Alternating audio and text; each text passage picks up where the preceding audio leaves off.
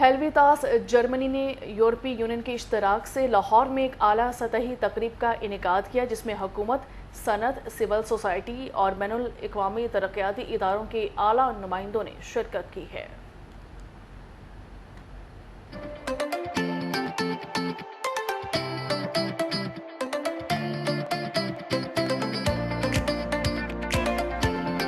تقریب کے دوران capacity building for social diligent agri business project کا باقاعدہ آغاز کیا گیا۔ اس منصوبے کا مقصد پاکستان میں کپاس اور چاول کی ویلیو چینجز میں انسانی حقوق کی پاسداری اور ذمہ دار کاروبار طرز عمل کو فروغ دینا ہے۔ ہیلویتاس جرمنی کے کنٹری نمائندہ ڈاکٹر اسد سلیم نے کہا کہ یہ منصوبہ ہماری مشترکہ وابستگی کا عکاس ہے جو بین الاقوامی معیار کے مطابق شفاف، اخلاقی اور مسابقتی سپلائی چینجز بنانے اور مزدوروں کے حقوق کے تحفظ کو یقینی بنانے کے لیے ہے۔ We've also focused on the stakeholder capacity assessment in terms of, and by stakeholder capacity more so I mean duty bearers and right holders in terms of people being able to advocate for their rights. This mostly relates to farmer communities, labor communities within the industry, and and also civil society organizations, labor unions, but also then in terms of duty bearers, regulatory bodies and authorities within Punjab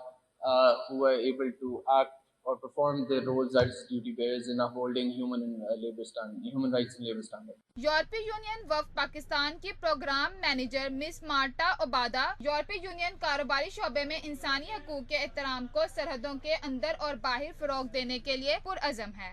So first of all, I would like to invite Mr. Azhar Hayat.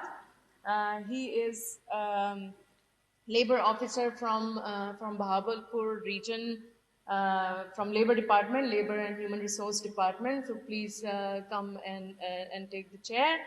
I would like to invite Miss Khadija Bukhari from Masawi, barrister Khadija Bukhari, precisely. And she's legal expert and director at Masawi. It's a civil society organization. منصوبے کے آغاز کے موقع پر ہونے والے مباحثوں میں یورپی union کے تجارتی تقاضوں کے لیے پاکستان کی تیاری، صنعت کے کردار اور سماجی استحکام اور بہتر حالات کار کی فراہمی کے لیے کثیر الجہتی اشتراک کی اہمیت پر تبادلہ خیال کیا گیا۔